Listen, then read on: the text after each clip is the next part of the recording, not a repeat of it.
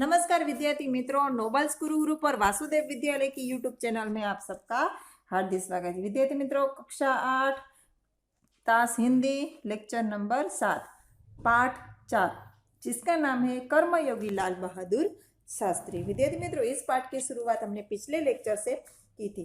अब इस पाठ में आगे क्या आता है वो मैं आपको आज बताने जा रही हूँ। बापू से प्रभावित होकर सन 1921 में उन्होंने अपनी पढ़ाई छोड़ दी थी।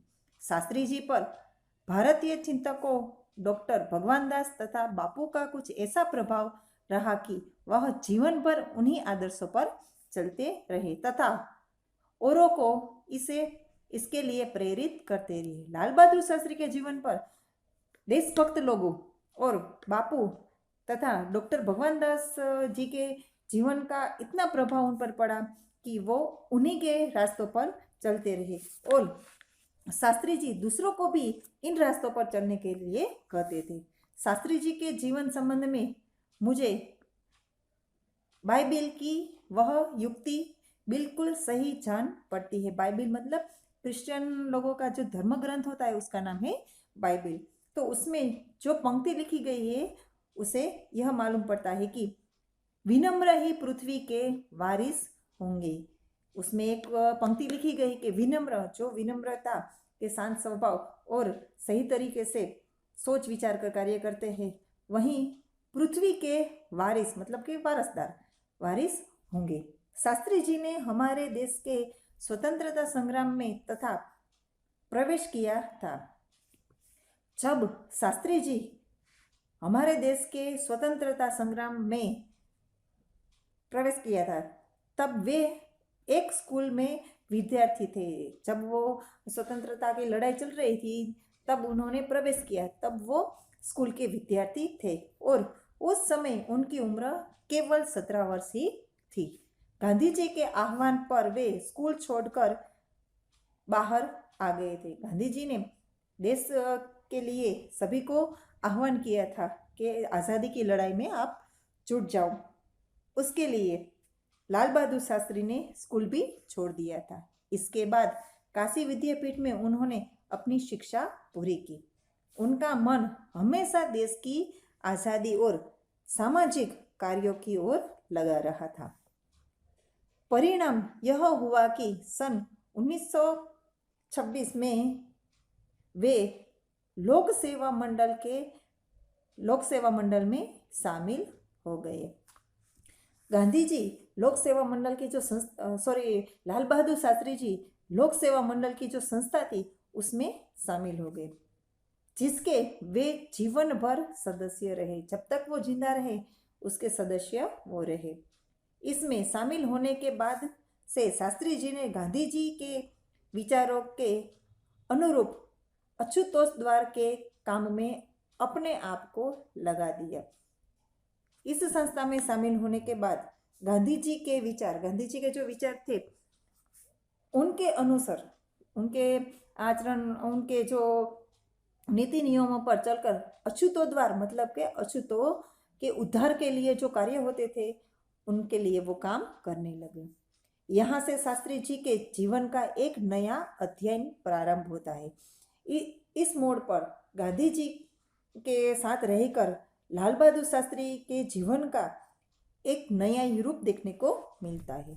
1930 में जब नमक कानून तोड़ो आंदोलन शुरू हुआ तो शास्त्री जी ने उसमें भाग लिया था। 1930 में गांधी जी ने डांडी कूच की थी और नमक का कानून जो लगाया था उसको भंग करने के लिए गांधी जी ने जो यात्रा रची थी उसमें शास्त्री जी ने भाग लिया था, जिसके परिणाम स्वरूप उन्हें जेल जाना पड़ा। उसके परिणाम स्वरूप लाल बहादुर शास्त्री को जेल भी जाना पड़ा।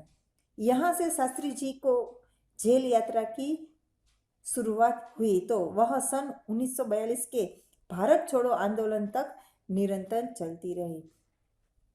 नमक कानून के कारण शास्त्री जी की जेल यात्रा शुरू हुई। वो जेल यात्रा जब भारत छोड़ो आंदोलन शुरू हुआ तब तक वो चली। इन 12 वर्षों के दौरान वे 7 बार जेल गए थे। इसी से यह अंदाजा लगाया जा सकता है कि उनके अंदर देश की आज़ादी के लिए कितनी बड़ी ललक थी। गांधी जी के साथ साथ लाल बहादुर शास्त्री भी 12 बार जेल गए थे। उससे ये मालूम पड़ता है कि हमें कि लाल बहादुर शास्त्री के अंदर देशभक्ति कितनी थी। दूसरी जेल यात्रा उन्हें 1932 में किसान आंदोलन में भाग लेने के लिए करनी पड़ी। दूसरी बार वो जेल किसान आंदोलन के लिए गए थे, तो 1932 में जेल में जाना पड़ा था। सन 1942 की उनकी जेल यात्रा 3 वर्ष की थी। 1942 को गांधी जी की जेल यात्रा 3 साल की थी, जो सबसे लंबी जेल यात्रा थी। 3 साल तक वो जेल में रहे थे। इन दौरान शास्त्री जी जहां एक ओर गांधी जी द्वारा बनाए गए रचनात्मक कार्यों में लगे हुए थे, वहीं दूसरी ओर पदाधिकारी के रूप में जनसेवा के कार्यों में भी लगे रहे थे। गांधी जी द्वारा देश के लिए जो कार्य होते थे उसमें भी वो जुड़े रहे और जनसेवा के कार्यों भी लाल बहादुर शास्त्री करते रहे। 1935 में वे संयुक्त प्रांतीय कांग्रेस कमेटी के सचिव बनाए गए। 1935 में लाल बहादुर शास्त्री संयुक्त प्रांतीय कांग्रेस समिति के सचिव मतलब के अधिकारी बनाए गए। इस पद पर वे 1938 तक रहे।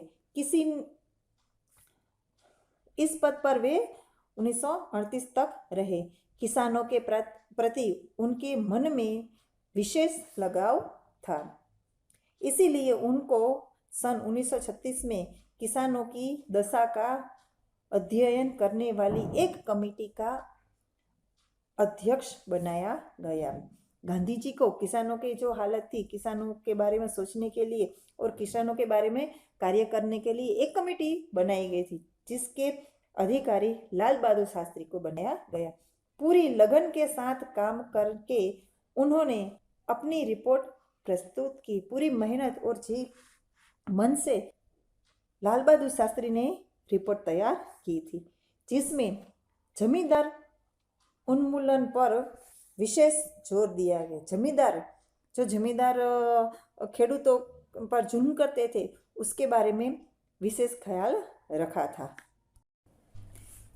इसके बाद 6 वर्ष तक वे इलाहाबाद की नगर पालिका से किसी न किसी रूप में जुड़े रहे। मैं समझता हूँ कि इन अनुभव ने भी शास्त्री जी के व्यक्तित्व और चिंतन को नागरिकों की समस्या से निकट से परिचित कराया है। शास्त्री जी नगर पालिका की सेवा में रहे थे और नगर पालिका से किसी न किसी रूप में किसी न किसी अधिकारी के रूप में वो कार्य कर रहे थे। इसके बाद ये पता चलता है कि शास्त्री जी का व्यक्तित्व जो है वो नागरिकों के समस्याओं से बड़ा ही निकट रहा था। उनके पास ग्रामीण जीवन का अनुभव था। शास्त्री जी गांव में रहते थे और ग्रामीण जीवन का अनुभव भी उसके साथ था। अब इसके साथ ही इलाहाबाद नगर पालिका ने जनसेवा का भी अनुभव जोड़ दिया था। लोकतंत्र की इस आधारभूत इकाई में कार्य करने के कारण वे देश की छोटी छोटी समस्याओं और उनके निराकरण की व्यावहारिक प्रक्रिया से अच्छी तरह से परिचित हो गए थे। कार्य के प्रति निष्ठा और मेहनत करने की अदम्य क्षमता के कारण सन 1937 में वे संयुक्त प्रांतीय व्यवस्थापक का सभा के लिए निर्वाचित हुए थे। सही मायने में यह से शास्त्री जी के संसदीय जीवन की शुरुआत हुई। सही माने तो शास्त्री जी के जीवन की सांसद में आने की शुरुआत यहाँ से ही हो गई थी, जिसका सामना देश के प्रधानमंत्री पद तक पहुँचने में हुआ था। शास्त्री जी को भारतीय राजनीति की इतनी सही और गहरी पकड़ थी कि श्रीमती इंदिरा गांधी ने उन्हें अपना राजनीतिक गुरु मानते हुए कहा था कि उन्हीं के मार्गदर्शन में मेरा राजनीतिक जीवन शुरू हुआ था। खुद श्रीमती इंदिरा गांधी जी थी, वो लाल बहादुर शास्त्री को अपना राजनीतिक गुरु मानती थी और कहती थी कि राजनीतिक मार्ग जो है वो इन्हीं के वजह से मेरा शुरू हुआ था। देश की आज़ादी के बाद उत्तर प्रदेश तथा केंद्रीय सरकार में शास्त्री जी भिन्न भिन्न पदों पर रहे थे। आज़ादी के बाद उत्तर प्रदेश में अलग अलग पदों पर शास्त्री जी रहे थे। उत्तर प्रदेश में उन्हें गृह मंत्री भी बनाया गया था। बाद में पंडित नेहरू के अनुरोध पर वे केंद्र में आ गए थे, मतलब कि दिल्ली सरकार में आ गए थे। केंद्र में उन्होंने रेल और परिवहन, रेल के मंत्री भी रहे और परिवहन के मंत्री भी रहे, संचार, वाणिज्य, उद्योग और गृह जैसे महत्वपूर्ण मंत्रालयों में मंत्री पद संभाला था। इन पदों पर रहते हुए शास्त्री जी ने अपनी जिस प्रशंसनीय दक्षता का प्रमाण दिया था, इन पदों पर शास्त्री जी ने पूरी मेहनत और लगन से कार्य किया था और उसके कारण उसकी प्रशंसा भी हो रही थी। वह हमारे देश के लिए एक उदाहरण है। शास्त्री जी हमारे देश के लिए एक उदाहरण दे सके ऐसे व्यक्ति है। अपने मंत्रालयों के कार्यों में उनका दृष्टिकोण अत्यंत व्यवहारिक तथा सभी प्रकार की औपचारिकताओं से परे होता था। शास्त्री जी का ये मानना था कि जो कार्य करे वो औपचारिक, मतलब कि जो प्रोफेशनल कार्य हो वही नहीं, वो मन से कार्य करते थे। उन कार्य को सिर्फ औपचारिक के रूप में नहीं देखते थे। वह अपने को सभी भी अपने पद के कारण ऊंचा नहीं मानते थे। लाल बहादुर शास्त्री कभी भी अपने पद से ऊंचा उसको नहीं मानते थे। पद को ही ऊंचा मानते थे और अपने को ऊंचा कभी नहीं मानते थे। उनकी बड़ी सीधी सी धारणा थी कि वे जनता के शासक नहीं बल्कि जनता के सेवक है। लाल बहादुर शास्त्री ये सोचते हैं कि वो जनता के शासक नहीं है बल्कि उनके सेवक है। ऐसी भावना से कार्य करने के कारण उन्हें अपने मंत्रालय में तो लोकप्रियता मिली ही, साथ ही साथ सारे देश में भी लोकप्रियता उनको मिली थी। इसी लोकप्रियता के परिणाम था कि पंडित नेहरू के निधन के बाद देश ने उन्हें प्रधानमंत्री के रूप में स्वीकार किया था। इसी लोकप्रियता, मतलब कि पूरे देशवासी उन्हें आदर भाव से और मान से देखते थे। इसीलिए नेहरू जी का जब निधन हुआ था तब उन्हें प्रधानमंत्री के रूप में स्वीकारा गया था। देश के इस महत्वपूर्ण पद पर रहते हुए केवल 19 महीने के छोटे से समय में उन्होंने जितनी सफलताएं और लोकप्रियता प्राप्त की वह एक उदाहरण है।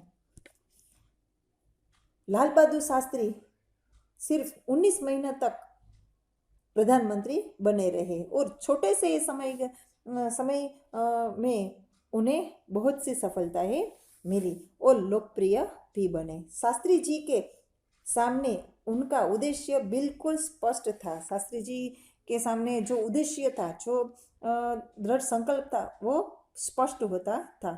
उनमें किसी प्रकार का धुंधलापन या भटकाव नहीं था। वो जो कार्य करते थे उसमें वो कभी डरते नहीं थे।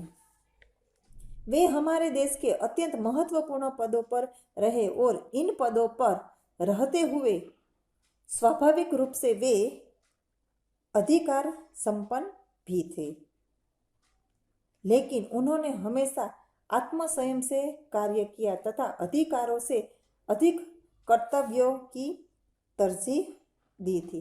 गांधी जी के साथ रहने के बाद लाल बहादुर शास्त्री ने अपने पद पर जो रहे थे उन्हें आत्मसंयम से काम लिया था। मतलब कि सोचने के बाद, विचार करने के बाद जो कार्य, जो निर्णय करते थे वो करते थे। शायद इसीलिए शास्त्री जी इन्हें अधिक लोकप्रिय भी हो सकते। उन्होंने अलीगढ़ मुस्लिम विश्वविद्यालय के दीक्षांत समारोह में 19 दिसंबर 1964 को छात्रों को संबोधित करते हुए कुछ इसी तरह के विचार व्यक्त किए थे। आपके भविष्य की मंजिल चाहे जो कुछ भी हो, आप में से प्रत्येक को यह सोचना चाहिए कि आप सबसे पहले देश के नागरिक हैं। इस समारोह में लाल बहादुर शास्त्री ने कहा था कि आपकी मंजिल कोई भी हो, मगर आपको पहले ये सोचना चाहिए कि आप पहले देश के नागरिक हैं। यह आपके संविधान द्वारा प्रदान कुछ अधिकार देता है, लेकिन इससे कुछ कर्तव्य का भी बोझ आता है। संविधान में हमारे कुछ अधिकार भी है, मगर शास्त्री जी ने कहा है कि इसके प्रति आपका कुछ कर्तव्य भी बनता है, जिसे समझना चाहिए, उसे हमें समझना चाहिए। हमारा देश प्रजासत्ताक है जो निजी स्वतंत्रता देता है। हमारा देश जो है प्रजासत्ताक देश है कि प्रजा के द्वारा मंत्री चुने जाते हैं और हमें कुछ निजी मतलब कि खुद से ही स्वतंत्रता देता है, लेकिन इन स्वतंत्रता का उपयोग एक व्यवस्थित समाज के हित में स्वेच्छा से लगाए गए हैं, प्रतिबंधों के तरह होना चाहिए। जो स्वतंत्रता हमें मिली है उसे स्वेच्छा से हमें लगाना चाहिए और यह मानना चाहिए कि प्रतिबंधों की तरह होना चाहिए, मतलब कि कुछ नियम है तो ऐसे ही हमें करना चाहिए। अधिकार, कर्तव्य और आत्मसंयम के बारे में यह अत्यंत महत्वपूर्ण बात शास्त्री जी ने कही थी, जिसे आज याद रखने की ज़रूरत है। तो विद्यार्थी मित्रों, ये पाठ यहाँ पूरा होता है। नमस्ते।